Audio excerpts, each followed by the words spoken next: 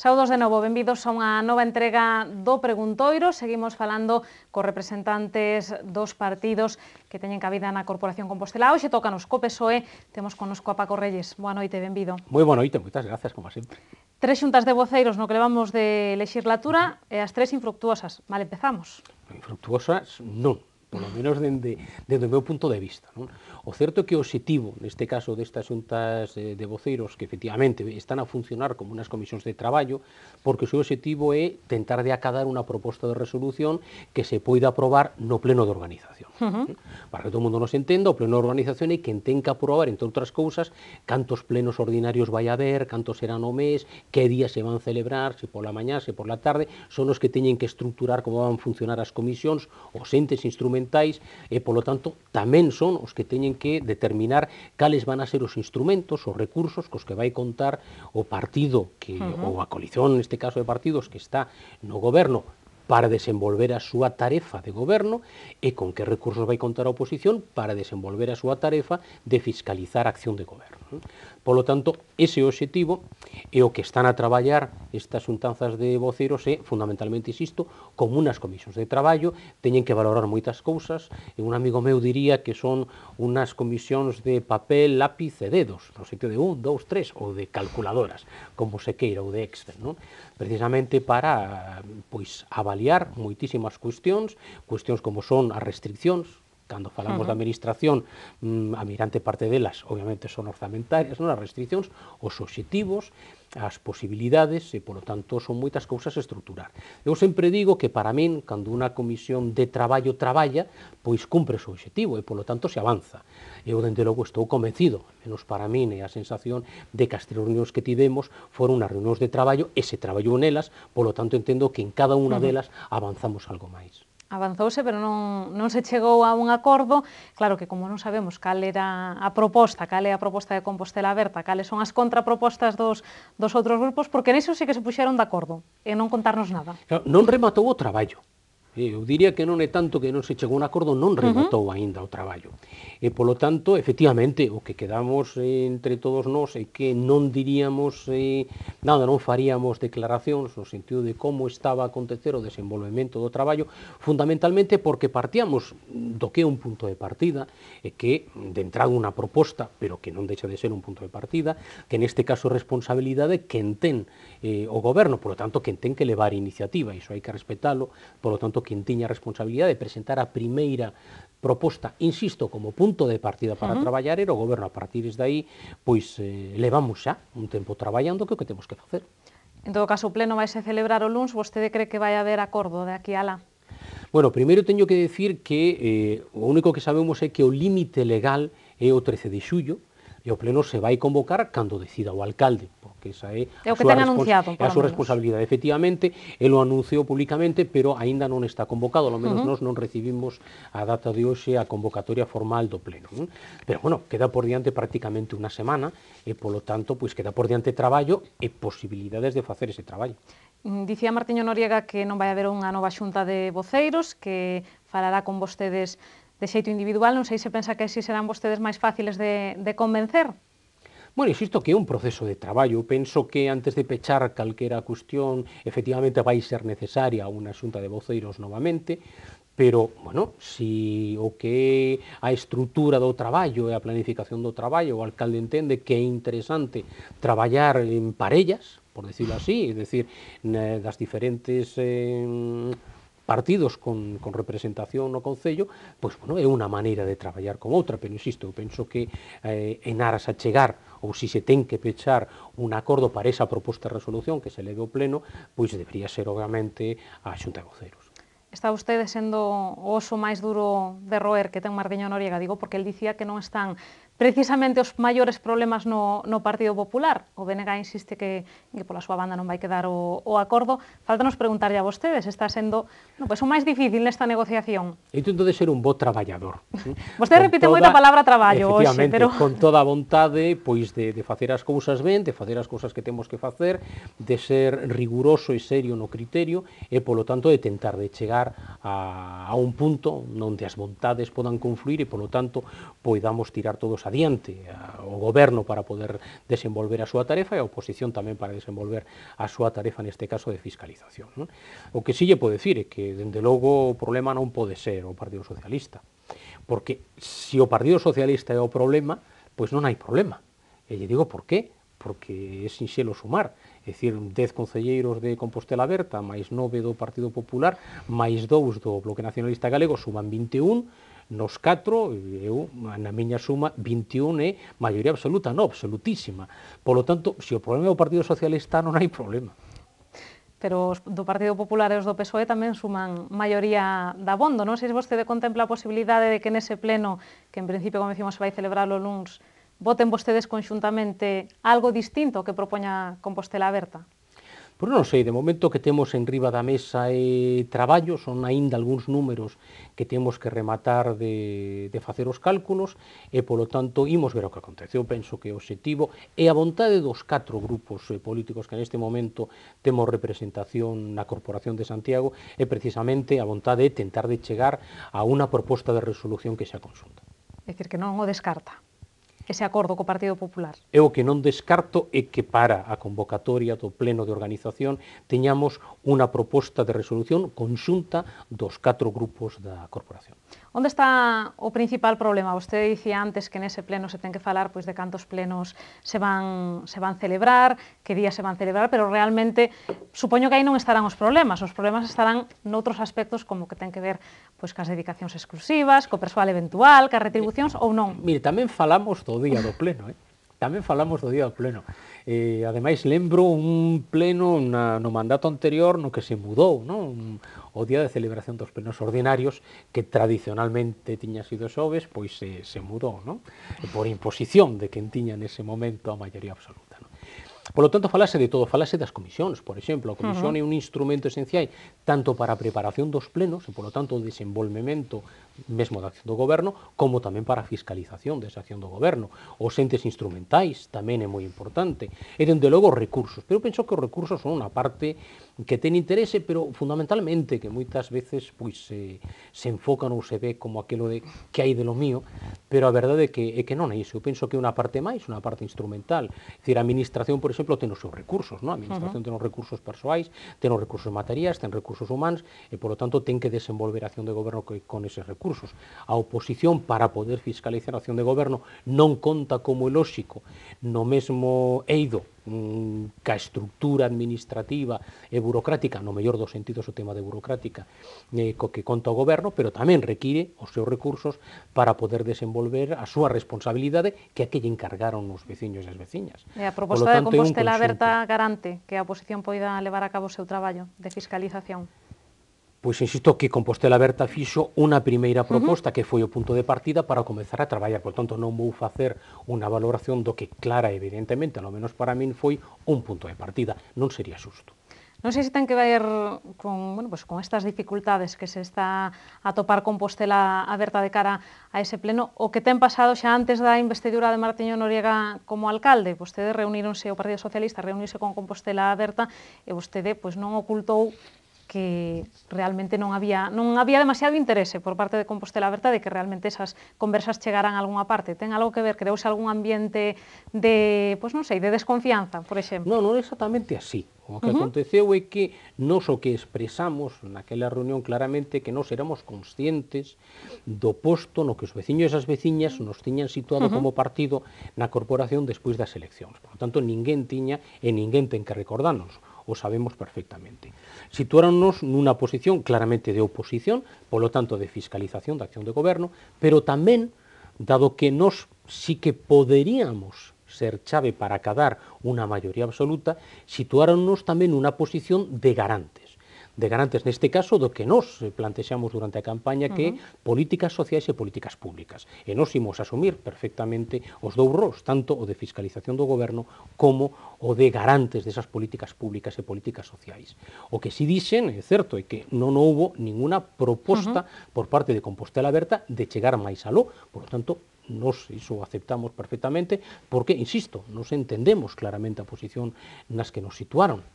E parece ser que Compostela Aberta así o entende tamén, e polo tanto o que cumpre de cara en principio o resto do que vai ser este mandato, pois é tentar de ver se existe a posibilidade de acordos puntuais. É certo que hai partes do programa de Compostela Aberta e do programa noso nos que hai coincidencias, particularmente en política social, por exemplo, bastantes coincidencias, nalgún outro aspecto dos programas, e noutros casos, pois, teremos probablemente pois, que traballar máis para ver se se pode dar unha estabilidade, porque iso sí, a cidade o que precisa é estabilidade e precisa capacidade para gobernarse, iso sí que é certo. A cidade precisa estabilidade, di vostede, temos un goberno en minoría, vemos que 3 xuntas de voceiros non abondaron para chegar a un acordo con respecto á organización que vai pasar cando se teñan que debatir outros asuntos, como, por exemplo, as ordenanzas fiscais e os orzamentos. Bueno, volvo a decir que o que aconteceu é que en 3 xuntas de voceiros que en realidade funcionaron como comisións de traballo, o que se fixo foi cumprir en parte co que tiña que facer, que era traballar. Por lo tanto, eu insisto que eu entendo que cada unha das reunións permitiron avanzar no sentido en que se traballou. Se imos ter esa proposta de resolución conxunta para o pleno de organización a tempo, pois ímolo ver, porque imos pechar as portas antes de que chegue o momento. Bueno, vexo a vostede moderadamente optimista, non é a impresión que dá, non, ao remate desas xuntas de voceiros? Bueno, a verdade é que eu entro sempre ca vontade de traballar polo ben da cidade, e polo tanto, con ese obxectivo e co obxectivo do respeto claramente á decisión que tiveron os veciños e as veciñas o 24 de maio, que deixaron claramente posicionado a cada un dos grupos, e polo tanto, de alguna maneira entendo que asignaron tanto as responsabilidades como de alguna maneira os instrumentos e os recursos que cada un ten que empregar para desenvolver a súa responsabilidade, pois eu penso que con facer caso do que os veciños e as veciñas dixeron, pois iso xa é un adianto importante. Citaba os orzamentos, que será, bueno, pois, un asunto que Compostela Aberta terá que ter o apoio de algún outro partido se quere sacalos adiante.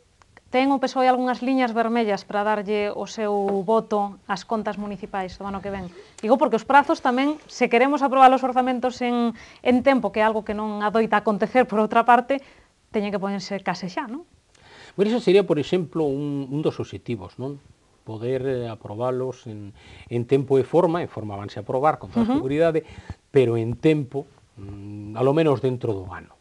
Vale, eso sería interesante, porque sabe todo o mundo que deberían ser presentados antes do 15 de outubro para o seu debate e demais. Bueno, eu entendo que se poderan ser aprobados dentro do ano, pois ese sería obviamente un objetivo. O objetivo, ao menos, que eu entendo que cada partido político, quero dicir que está no goberno, pois ten ao menos esa pretensión.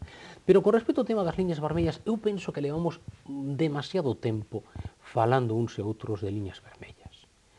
Polo tanto, eu penso que probablemente xa chegou o momento de que comecemos a falar de liñas granates. Eu digo granates porque, como todo mundo sabe, o granate é a cor da Cruz de Santiago e, polo tanto, é a cor da nosa cidade, non? É probable que teñamos xa que comenzar a pensar moito máis nas liñas granates, é dicir, en construir de cara a esta cidade, que nas liñas vermellas que cada un ten, e que moitas das veces pois poden ser máis unha barreira para dificultar acordos, pois que verdadeiramente un nexo de unión que se o serían unhas liñas granates.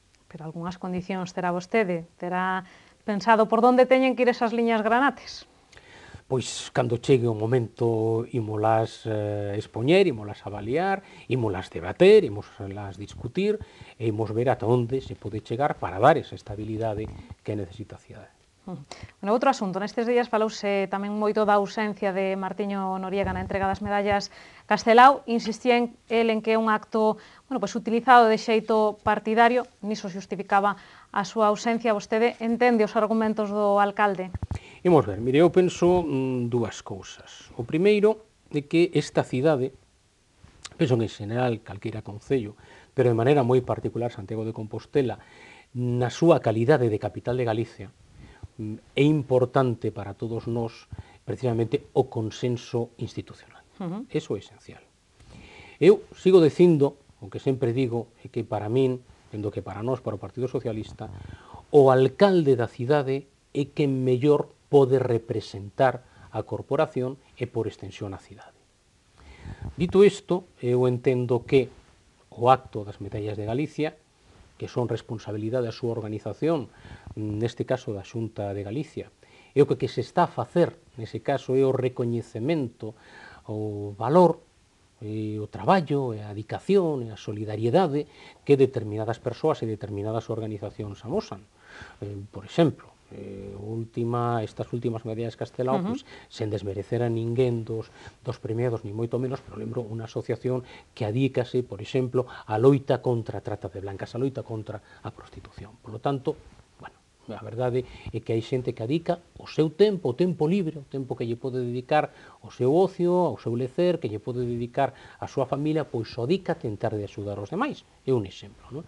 Por lo tanto, aí hai un recoñecemento. Por lo tanto, a non asistencia non solamente pode ser un problema que teña que ver precisamente con ese consenso institucional, senón tamén un recoñecemento hacia as persoas que están a ser, nese caso, pois, agasalladas, non?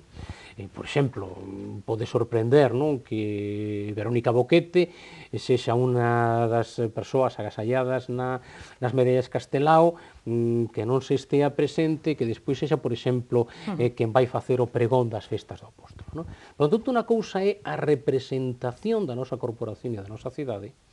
Outra cousa é a crítica que se pode facer con respecto á utilización do acto a través, neste caso, dun discurso por parte de quen ten a oportunidade de facer ese discurso, refírome ao presidente da Xunta de Galicia. É dicir, que a vostede non lle gustou o discurso de Alberto Núñez Feijóo, que o escoitou, por certo, en directo. Non estou dicindo eso, efectivamente. O que quería decir é que a corporación se estivo representada, porque si houve concelleiros da Corporación de Santiago de Compostela que estiveron no acto, que non estivo foi o alcalde, a quen eu tampouco vin, foi outros concelleiros do grupo de goberno, ao menos eu non nos vin, non sei se estaban ou non, pero o certo é que, insisto, unha cousa é a representación da corporación, outra cousa é a crítica que se pode facer se alguén entende que o acto ten sido utilizado de maneira partidaria.